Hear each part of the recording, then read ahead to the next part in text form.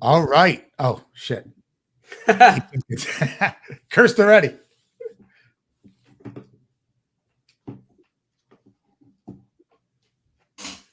All right. Here we are. Velocity of Money podcast. We haven't done these in a while, guys, and we're going to start doing them every Friday at noon. Next week's actually going to be at 10 a.m., but every Friday at noon. If you guys don't know me, I'm Frank Dippold from the Velocity of Money. And this is my buddy Peter. And actually, he just told me how to say his name the right way, so I'm going to say it right. It's Letelpa, but if you spell it, it's spelled very differently. So what's up, Peter? How you doing, brother? What's up, bro? How are you? I am good. I am good. So, the purpose of this podcast, guys, is always to bring you people that are, killing it in business or killing it in life, because it's really, life starts with what are we doing at home? What are we doing at the gym? What are we doing with our friends, our family? And then that parlays into business. So we're going to talk about Peter's journey. We're going to talk about real estate. We're going to talk about mortgage, the state of the market, and what's going on out there in society. Because, I feel like ever since COVID happened, I don't know about you, Pete, but society's down, right? And people are negatively thinking, and fear, to me, is at its all-time highest. Right. And I remember, when I used to go to the Tony Robbins seminars a long time ago, he always said fear stands for false evidence that appears real. I love right? that. Yeah. So it's like, what are we doing every day? Because we could perpetuate negative thinking, or we could perpetuate positive thinking, and then we're going to live into those thoughts. And I've watched you, I think we've known each other maybe 5 or 6 years when you were with Chris at Empire. Yep. And I've watched you and your career. So that's what I want to start with. Okay. So I should have, what I wanted to do? I forgot. I wanted to actually have Jasmine pull one of the pictures of you at the gym because, guys, you can't actually see, but to say that Peter's in a little better shape than I am is a ridiculous understatement. So let me start with that, because I believe that everything, like how we do anything, Ed Milet always says, how we do anything is how we do everything. So when did you start working out like a maniac? Has it been your whole life, or has it been recently? So I got into training when I was a freshman in high school. I joined the football team. I went to DePaul Catholic in Wayne. I joined the football team. And that was really, how old are you when you're a freshman? 14, 15, something like that? Yeah. And that was the first time that I was exposed to weight training. And I still can remember, I could barely do the bar on a bench press. Yeah. And all my buddies and like the seniors were doing 45s and 245s. I was like, holy crap, what the hell? Yeah. And honestly, when I was a sophomore in high school, I saw my first Flex magazine. Yeah. I was like blown away. I still remember, I think I still have the cover. Jay Cutler, who was a now retired bodybuilder, very famous in the fitness industry. That was like when he was in his prime, and it was just a cover of him. And I was like, what the hell? How is it physically possible to be this gigantic? And I was like, I want to be this gigantic one day. Yeah. Yeah. That's where that little spark started. And that's where I just started training like every day ever since that day. That's crazy. So by the way, I don't think I introduced you properly. Peter calls himself the doctor in real estate, right? And you have a partner, Fernando Leyva. Right. And you guys have a really nice group of people at Real. How many agents do you have with you at Real right now? Right. So our team is 55 agents. So we have 55 agents on our team, and our organization is now 75. Amazing. Amazing. All right. So we're going to get back to business, but let's stay in the weight room for a second. Sure. So tell me about your eating habits. Are you like protein all the time, grilled chicken salads, or how does that look? So it's really changed over the course of the last couple decades. I mean, in my 20s, when I got really into bodybuilding, I competed, I was a competitive bodybuilder all throughout my 20s. I trained, I ate, strict 6, 7, 8 times a day, high protein, medium carbohydrates, low fats, and a lot of cardio and a lot of heavy weight training. Now, I'm 37 years old. I've suffered a lot of injuries. I tore my quadricep tendon right off the bone. Wow. I have a torn rotator cuff. I have, elbow issues now. It's just from all those years of just going ridiculously heavy. So now at 37, I'm more about functionality. So now I tend to eat medium protein, but I fast 16 to 18 hours a day. So I'll start eating at 1 o'clock, and then I'll stop eating at 7 or 8, and then I'll fast until the next day at 1 o'clock, 2 o'clock. Wow. So in that window that I'm eating, I'll have 4 meals, and it's high protein. So a lot of grass-fed beef, not too much chicken, some fish, carbohydrates, a lot of fruit, some vegetables, and maybe a protein shake. That's it. Unbelievable. So That's let's all. talk about how that work ethic has parlayed into real estate. When did you start in real estate? What year? So I started in 2013, 2013, and I had absolutely no experience in sales. I didn't come from a sales background, didn't know anything about sales.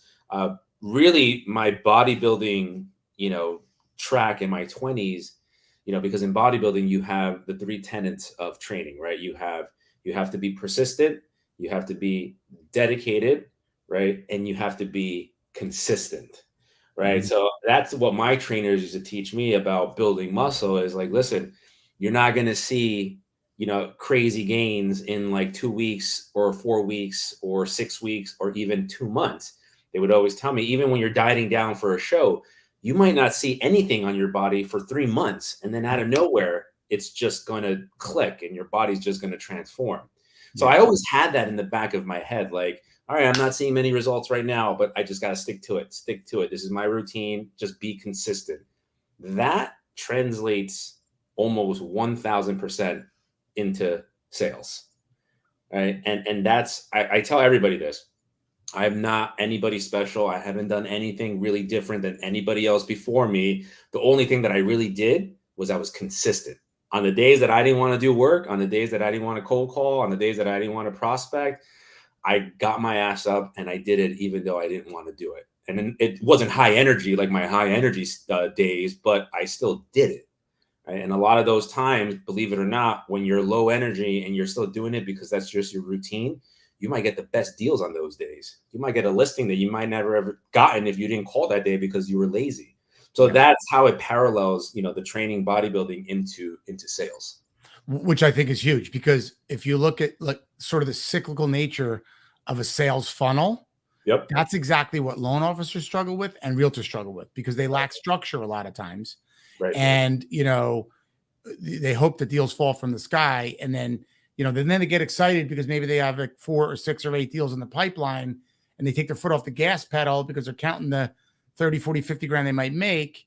And then all of a sudden, 5 weeks later, they're panicking because they have no deals in the pipeline, because it's based on the activity that you did 90 days ago. Right. Right. So that's what I love about what you guys are doing. And we're going to talk about your organization. And that's some of the things that honestly I didn't do early on. Like Right. when I first got in the mortgage business in the early 2000s, you just wing it for a little Right. while, right? Right. You get some deals, and in 2004, I started a mortgage company with a buddy of mine from high school named Jason Geary, and like literally overnight, we had 100 plus employees, and there was no structure; it was chaos. It was like there was loans coming out of everywhere. Yeah. But in down markets, right? That's the key, right? Because if you have that consistency in down markets, you could do well or very well. Right. But when it's an up market, if you keep that consistency, that's when you could kill it and parlay. Right. So right. 100%. I find that many agents, I don't want to upset anybody, but okay, I should say this. Some agents and loan officers are a little lazy, right? Yeah, I agree. We all want deals to fall from the sky. But what have seen you do since you started the organization with Fernando, which is, by the way, a year, 12, 15 months? How long? A year and 3 months, a year and 2 months. So guys, in a year and 2 months, these two gentlemen started an organization on their own, and they have 55 agents. That's incredible. That's meteoric, the growth that you guys have had. But let's talk about what you guys do from a training perspective and why it's different. Because I see, by the way, guys, I know, I think I know as many realtors as most people. You know, I've been doing this. I'm like 150 years old. I've been doing this a long time. And I see, I go into offices, I speak at offices. I just did a training here in Tampa with 30 agents for a day, and we trained them on the velocity money stuff and how to get 3 deals out of your client instead of 1 by adding value to their lives and teaching them how to be a real estate millionaire. But what do you do, and what do you, like how does the training work in your organization to make it different, because you guys are doing something very special? Right. So I think I think it's something that I think everybody used to do back in the days, right? Back in the days, the realtor used to be the one that used to manually underwrite their prospective buyer, right? Figure out DTIs, figure out income, figure out debt, and then funnel it over to a mortgage lender. I guess within the last 15 years, that really stopped, right? So just basic knowledge, right? Basic knowledge that I think any realtor should absolutely know to survive, that's seriously lacking in this industry right now. So, for example, for our organization, every time a brand new agent, whether they're 0 years experience to 5 years experience, we put them through what we call our boot camp, right? And the boot camp is taught by myself and Fernando, Monday through the next Monday, right? Day one on Monday, it's everything and anything they need to know about mortgages. But it's not like the superficial stuff about mortgages, like, oh, this is a 203K, this is a 203B, this is, a home style loan, blah, blah, blah, blah, blah. We go over that, but then we really go into the nitty gritty on calculating DTIs, right? Getting somebody's income, figuring out what their income is, 1099, W-2, getting an idea of their total debt obligation, getting an idea of their FICO, and right then and there, taking out a piece of pen, piece of paper, calculator, calculating DTIs. And we like to use the big brands like Chase or Wells Fargo or Bank of America, right? We know their DTIs are relatively conservative and relatively low, right? So we use that as the basis set, because then we tell them, now look, if you send it to a velocity of money, that can go up to 56%. And, Bank of America, we're capped at 43 or whatever it is, right? There are realtors out there that don't know, by just saying, let's take you from here to here, where the ratios go up 20%, it's going to drastically change the pre-approval budget and power of your buyer. But this is how the math looks on why you can do that. Nobody does that. Nobody. Nobody does that. And so when my agents go through that, especially the ones that have been in the business 2 to 3 years, they literally walk out of that class and they say, what the hell? Like, why didn't I know this 3 years ago, 2 years ago, 1 year ago? I would have saved all these deals that died because I didn't know what the hell I was doing. Mm-hmm. Right? So mortgages is one. Day 2 is property condition. Day 3, we do appraisals. We literally dissect an appraisal report. We go over how an appraiser makes his adjustments, how he takes into consideration square footage, where are these numbers coming from, why is everybody so different sometimes, right? So we go over that in depth. Day 4 is introduction into prospecting, because like you said, everybody just wants these deals to just fall from the sky, right? Everybody just wants to be given leads, right? Well, I teach my agents how to hunt for their own leads, right? So we go into an introduction into cold calling. That is my bread and butter. That is how I built my business from the beginning. I would cold call renters to convert them over to buyers, or I would cold call, circle prospect the neighborhood to try to figure out who wants to sell their house. And so I had my little system when I was actually producing at a high level, where like November, December, January, February typically are the slower months for us, right?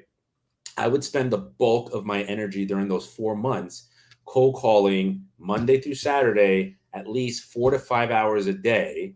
And my goal was to go into the following year with 100 qualified seller leads. And I would designate a qualified seller lead as anybody that expressed interest in selling within the next 6 months to a year. And then every quarter the following year, I would spend all of my time and energy trying to convert 15% of that 100 to put them on the market every quarter. And that was my system.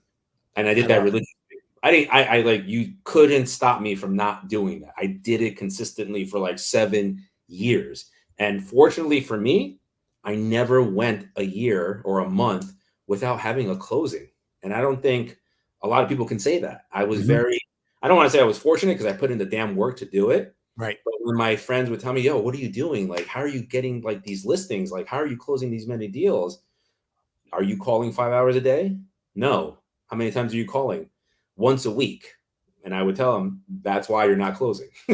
Yeah. Yeah. And that goes back to two things: fear and wishful thinking. So Right. certain loan officers and certain agents get into the business because they hear there's a guy like you making legit money, Right. right? And then, but are they really willing to put the work in? It's the same thing Right. as wanting to be in shape. Right. If you don't go to the gym, you're really not going to be in shape. Or if you overeat. And so it's the same thing. Like, hey, I want to be a loan officer, but I'm not actually willing to make the calls, or I'm not actually willing to circle prospect. That's hard to do. Right. So on Thursday, you go through that with all your new trainees, correct? I go through the whole, and so I've developed a script over the last 8 years, and I call it the golden script. It's a script that is so easy to use, and I teach my agents, I coach them basically on how to deliver that pitch effectively and confidently over the phone. Yeah. Right. So that's day 4. Then day 5, we go into prospecting, cold calling, expired listings, and for sale by owners. And then the last day, we do door knocking, expired listings, and for sale by owners. So that is like the week of boot camp Yeah, I for love our it. agents. I And love it sets the tone. It gives our agents a solid foundation on knowledge. And then after that, it's just basically go out there, start producing one-on-ones with me every week, and then we just get them to produce. And we it. have Right. a very good track record. Some of our agents with just 2 years with their license are already up to 4 listings underneath them. Yeah. There's Yeah. agents that go years without getting a listing. A brand new rookie that knows absolutely nothing, just how to call, how to seal an appointment, is getting a listing, which I think is freaking awesome. Yeah, it's amazing. Have you here's a question. So have you ever had people come join your organization, come to the training, and then like freak out and be like, you know what? Maybe I'm not willing to put this kind of work in. Have you ever had anybody do that? Or do you So kind of weed them out before? honestly, I try to see the best in everyone, and so I try to give everybody an opportunity. But within that first week of boot camp, especially when it comes to the prospecting side, because you know you have to expect that you're going to be told f off a lot of times. You're going to have some thick skin to Yep. be able to make it through that. I think once they start seeing that and they're not ready for it, the way I know is I just don't hear from them. Right. I don't hear from them at all. And I'm not going to chase somebody. I tell that to everybody. I'm not going to chase you. You want it? I'm here, but I'm not going to chase you. That's how I know internally. Yeah, this person is not probably gonna do it. Yeah, 100%. Yeah, and that goes back to the fear factor, right? Like in the beginning when you're training people, I'm sure there's a little fear, like, holy cow, I'm gonna have to call, the people in a neighborhood. I'm gonna call expired listings or whatever. Right. And that I have found. You want to hear a little secret? Yeah. I'll tell you a little secret. I've told people this before.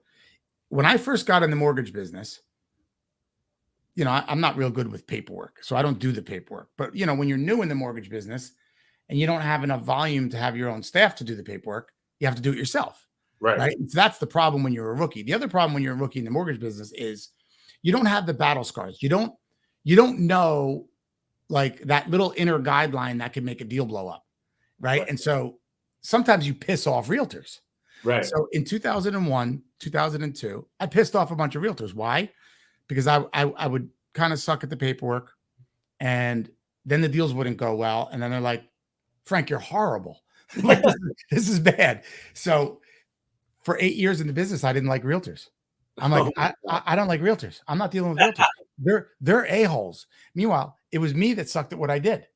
So now back then, I hit it off with financial planners, CPAs, and I call it for loan officers the networking tree, right? Right. You want to deal with your top 20 agents. You want to deal with 2 CPAs. You want to deal with 2 financial planners, a couple people that sell life insurance, your friends and family, your past database, right? A BNI group, whatever you got to do to get started. Right. And so what I did is I filled up that networking tree except agents. And Wow. then I woke up one day and I said, you'll never really be an entire encompassing good producer unless you have agents. Like, hello, Right. I had a mental block. So why am I telling you that? Because when I first started calling agents, 8 years into the business, now granted, I already had a mortgage company with 150 employees. Right. Then we went out of business in 2008. I was a branch manager at Wells Fargo for a while. And then I started another mortgage company. And when I started calling realtors, I had fear. I was like, wow, like, what if they yell at me?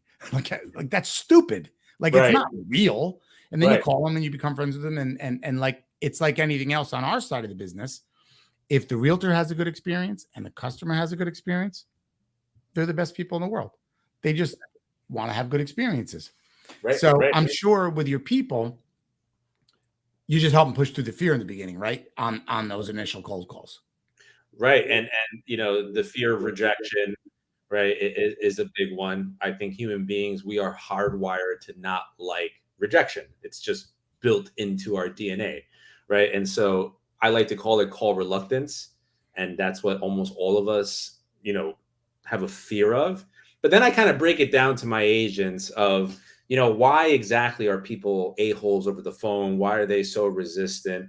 And then I go into, 3 keys of effective communication, right? You got your words, right? Then you got your vocal quality, vocal cues, the way you deliver the pitch. And then the big one that I tell them is physiology. So you know how Tony Robbins always says, wherever energy or wherever focus goes, energy flows, right? So I tell them, if you're cold calling, right? Yeah, they can't see you, but if you're low energy and you're just like, they're gonna feel it over the phone.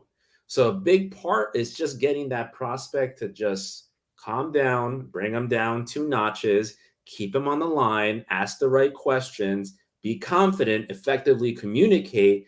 And if they're interested in selling, they're going to tell you that. Right. That is the part that is the most work in the beginning with my agents, because I got to get them to go through that whole entire, process. Yeah. A lot of them get nervous. A lot of them don't do well in the beginning, the first month or 2. But after that, if they keep at it, they see themselves like, oh crap, this guy's still talking to me on the phone. He might not be interested right now, but this is a lead. This is a qualified lead.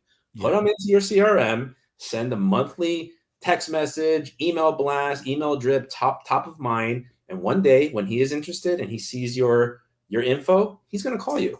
Yeah. That's it. That's amazing. Yeah, it's amazing. And, at the end of the day, like you said, it's the persistence and the consistency. And then it gets easier and easier because now you're having conversations. And that's also what I see the biggest problem with, especially in this market, loan officers and agents, is activity and lack of activity. See, I'm a big boat guy, as you know, because I always tell you about the boat. And I always say, but I suck at fishing, which is hilarious because I keep saying to my son, like, hey, we really should fish. We don't fish. My father was a fisherman. My brother's a fisherman. But I always say, fish don't jump in the boat typically, right? But why, like in sales, do some people think that the deals are just going to show up at their doorstep without actually doing something to go get it? So in this market, when other people are literally starving to death, you guys are growing like crazy. We are. Right? Because of the activity.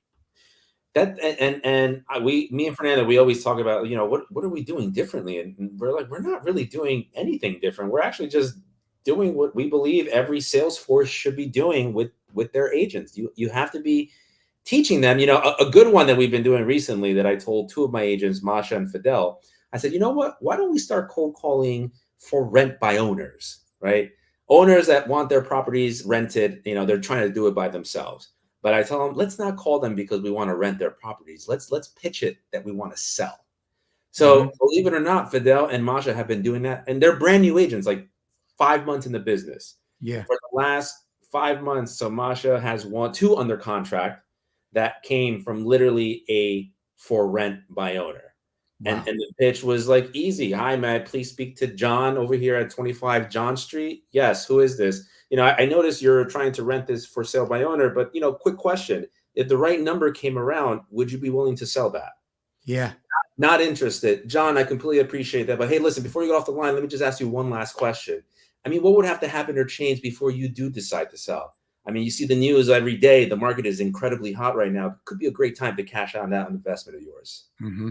Then they start like, well, I'm not really interested. I really just want to rent it, even if an incredible offer presented itself, John. And listen, John, I know I probably call you off guard with this call, but if there's an opportunity to do a deal with you, maybe one in which you can make out very well, but I get to put a beautiful family into your home, listen, I want to give it a shot. Yeah. Now they're Wheels are turning.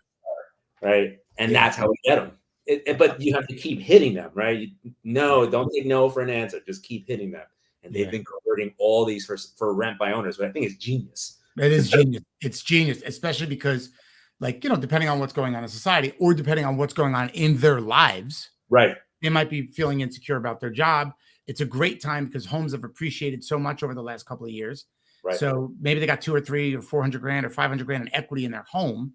Right. And now they're seeing like a golden pot of cash potentially versus, the 500 a month they might make on the cash flow. And it's funny you say that because specifically the one that we're closing this month is in Newark. It's a 3-family. And the owner had absolutely no idea. So we're under we're going to sell for $700,000. Mm-hmm.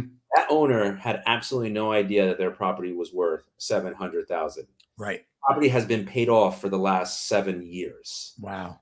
And he actually told my agent, I thought this property was worth like 300, 320. And she was like, no, I can get you $700,000 after commissions. You're going to walk away with $650,000. You're close to a millionaire. Yeah. Wouldn't you do this? Yeah. And then, a little tidbit about Velocity Money, which, that buyer or that seller, I'm sorry, we take, hey, if I was devising a plan for that person, right, I'd say keep 300 grand liquid or 4, right? And let's get you 2 or 3 more properties with 20% down. Right. Now you're liquid. Now you're increasing your real estate portfolio. You went from one $700,000 property to maybe 1.5 or 1.8 million for 2 or 3 properties. Right. Yeah, you're going to have a little debt, but your tenants are going to pay that off for you. And you're going to also have the cash and the cash flow. And now if we show you the formula that pays that off in 15 years with somebody else's money, you're going to be a multi-millionaire in 15 years. Now we're changing people's lives just by helping them understand what the first property is worth. That's great. And I think a lot of people don't know that. They wouldn't even think. They just would say, oh, yeah, 650,000. Let me just cash out. But what are you going to do with that money? Right. Well, yeah, they're gonna put it in an annuity, or they're gonna put it in a savings account at 2.5 or 3%, which is insane. And that's the reason why I started Velocity Money. At first, it was I want to educate agents and I want to educate buyers. But when I look at it, our goal is to help 10,000 everyday Americans retire using real estate, and that's by owning 3 properties and getting them paid off with someone else's money. Now, the biggest problem I see is people, back to the fear word, have fear of money and finances, right? They have fear of what they see as risky, but I think it's actually more risky to leave all the equity buried with no access to it, right? So like a lot of times when I see people that have invested in real estate, they might be a millionaire on paper and they might have 0 liquidity. That to me is very scary. And I'm like, well, if we look at a pie chart, why wouldn't we have 300 or 400 grand liquid? And why wouldn't we parlay that into more real estate? But we have to have the liquidity. Right. So a couple more minutes, but I want to ask you about Real. You guys are excited. You just went to Real recently. Right. And tell me about that. And why did you make the decision to bring you and your team over there? So, we were, as you know this, we were at a non-franchise brokerage for, almost 9 years. And, we learned a lot of the business from that model, right? But what we really feel, Fernando and I, is that a lot of these traditional brokerages are really, they're stuck on this old model, right? And the old model is great for the higher ups, right? For the broker owners, for the regional directors, all those people, right? But the workforce is us, agents, right? And I say this simply: how many retirement parties have you been to for a realtor? Not many. Really none, right? A typical realtor, producing realtor that does nothing but produce for the rest of their lives, will never have a retirement party for them, right? So being able to move to a cloud-based brokerage, we were first at EXP, and we were there for a year. We just recently moved to Real. And at the end of the day, the reason why we went to these cloud-based brokerages is we wanted to be able to bring the old-fashioned training from these traditional brokerages, right? Which we still believe is top-tier training that really nobody does out there. But now we get to merge that with technology, with agent attraction and revenue share, with stocks, with a higher split, with a lower cap, because at the end of the day, we always struggle with retention. We want to retain as many of our agents as possible. But if you're capped at 70, 75% and you have a rock star agent, it's only a matter of time before they leave, right? And so moving from EXP to Real was simple. It turned into Real on a dollar for dollar basis is going to make our agents more than at EXP. And our cap has been reduced by $10,000. So now our agents at Real have an opportunity to have a low cap at 6,000. And now they basically only need to close really 3 deals and they go straight to either an 80 or a 90% split. Amazing. They're happy. They're motivated. They're fired up. They want to close deals. In their head, they say, I just got to close 3 deals. I just got to close 3 deals. And then I'm going to go to 80, 90%. It really lights a big fire underneath them. Yeah. And that's what we've seen, and everybody's happy. Yeah. Yeah. And that's, when everybody can win and there's congruency from the top of the organization through, Right. That's when it makes sense, right? Because there's always been this sort of, okay, the broker owner gets this, what do I get? And then the top producers push, but then the broker owner is getting squeezed, and it's just this weird system. Right. And it makes sense, right? It seems like a fluid system where it incentivizes everybody and it's fair to everybody. Right. It's totally fair to everybody. And, the revenue share platform is significantly different than EXP. It significantly pays almost 2 to 3-fold more on a dollar for dollar basis. So anybody that's at, the previous company doing $10,000 a month in revenue share, literally just by switching over to Real, that 10,000 is going to automatically turn into 20 or 30,000. That's pretty significant. Yeah. Oh yeah. It's big time money.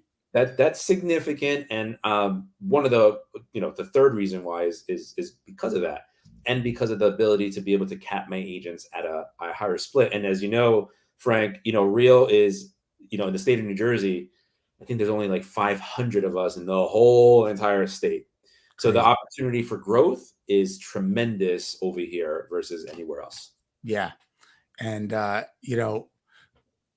one of the things that we talked about just the other day was maybe at some point doing a training for what you just discussed, right? And I sprinkle in the velocity money and I can help the agents be better with the buyer conversations, right? And our big launch that we're coming out with soon is home buyer education, right? The biggest complaint anybody ever had at my seminars, maybe not a complaint, but they would be like, wow, that's a crazy amount of information. Right. So I finally, actually, my wife yelled at me because she watched the last one I did 6 weeks ago, and we're chunking it down now into more simple modules. Okay. And that's going to be great because I believe that we can educate the buyer to be a buyer first of one property, right? You educate your agents and the sellers on when the right time to sell is and how to get on the phone and all these things. And for me, it's all about education because there's a lot of information out there, right? But then there's a lot of people trying to sell and jockey. It's about education and then the right environment in a sales culture like you guys have that I think is all the difference in the world because most people can get their real estate license. Most people can get their mortgage license, but without a culture, without leadership, people just kind of flail. Like everybody needs leaders. There's a reason why there's head coaches. There's a reason why there's owners. Like people need that. And that's what you guys are doing a great job is I see the leadership and the synergy. And then through that, you are making sure that the people are consistent, persistent, doing the activities, because at the end of the day, if you don't discipline a child, they're going to misbehave. And not that the agents are children, but the agents need structure in order to, succeed. And then once it's kind of embedded in their DNA, like you, then they hopefully just are consistent with that. And it's smooth sailing after that. That's all it really is.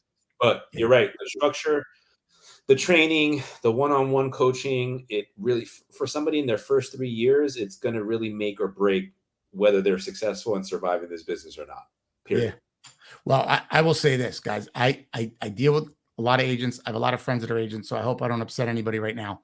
If you guys want to grow in your career, make a lot of money, get some structure, have an action plan, get in touch with Peter and Fernando because they have the program. And I know that they have aspirations to have many more agents. And I know possibly hit other states like the Sunshine State where I am. It's really hot down here right now, but I'll never complain about the heat.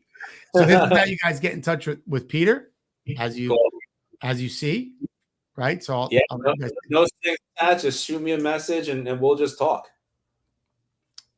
Beautiful, beautiful. And Jasmine, put my stuff on the bottom here where you see the velocitymoney.com. And I really appreciate your time today. I know you're crazy busy. I know you guys are out there killing it.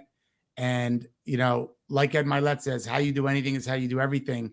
And I'm watching what you do in the morning, parlays into business. And congrats, brother. I'm proud of what you guys are doing. You guys are kicking butt.